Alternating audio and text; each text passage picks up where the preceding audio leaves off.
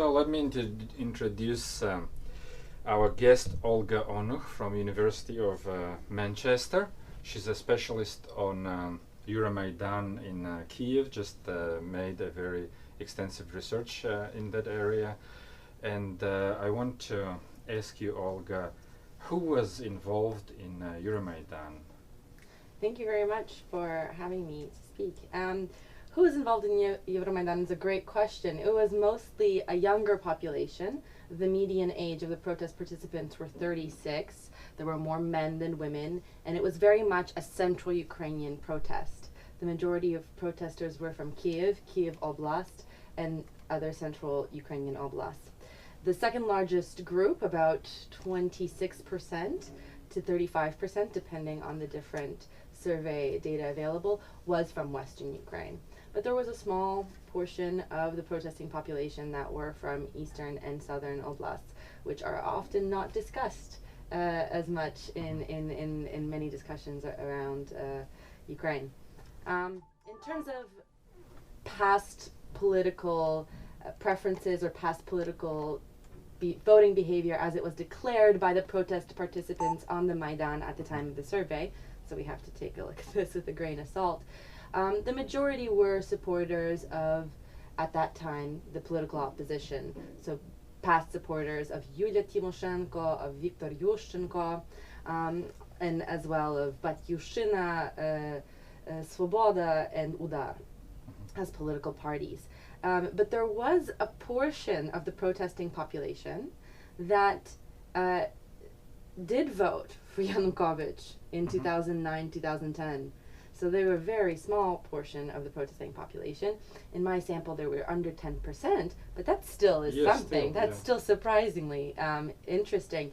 And also there were a portion of the population that did not vote against, that did not vote in favor of Yulia Tymoshenko or Viktor Yushchenko in past protests. So I think the Euromaidan was a little bit more cosmopolitan than we initially thought.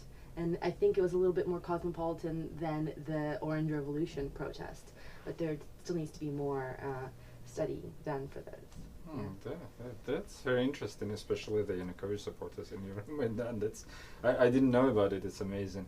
But what's the attitude toward Euromaidan now in Ukraine? In Ukraine, it's fascinating because in a recent survey that was funded by the National Science Foundation that Henry Hale, Tim Colton, Dia Kravitz, and myself have conducted in Ukraine, we found that general attitudes towards the Euromaidan are quite negative. So there is a solid portion of the population that sees the Euromaidan as something negative. Even during the war, wow.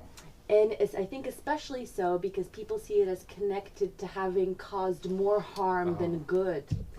And so if the general Ukrainian population in central Ukraine, in southern Ukraine, and in eastern Ukraine thinks that the Euromaidan resulted in the annexation of Crimea and then the civil conflict that's happening in eastern Ukraine, they're blaming those protests. But interestingly enough, we have a question asking our survey respondents what do they think that under the current crisis conditions, when there is a weak state and there are weak institutions, do they think that protest is the best option or a legitimate option?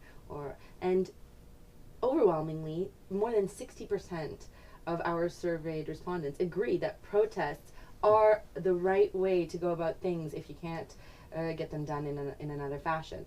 So while they are disappointed with what happened after the Euromaidan, they do think that protests are a good option for them politically, which is confusing. Yeah, it's constitutional right to uprise against your government. Yeah. And after seeing the wall of fire in Kiev and after seeing all these violent events thereafter, I think that Ukrainians still think protest is a good idea. It says that a lot of Ukrainians believe in this right to protest. Yeah, it's amazing. It's like they think that Euromaidan is to hype a price for for democracy, but they're willing to do it again. Yeah, right. It's and I think it correlates. I mean, when we look at people from what regions of Ukraine, people from eastern regions of Ukraine are a little bit more negative and are less likely to protest in eastern and southern oblasts. As well, linguistically, there are some differences, but we're just trying to figure out what those differences are. But yes, there's a lot of people who think protest may be necessary, even if it's not guaranteed that there's a good outcome. And the majority of the population also believes that the protests were organized by ordinary people. And very few, only 11% of our survey thought that this was a Banderite coup. Very few individuals thought that this was a CIA plot, under 9%, and very few individuals thought that this was a Russian plot to destabilize the country. So the majority of the population, actually across all regions of Ukraine, do think that this was a response by ordinary citizens to the repressions of the Yanukovych regime. Well, thank you very much. It was Olga Onuch with us who shared this very counterintuitive the findings of her research. Thanks. Thank you very much.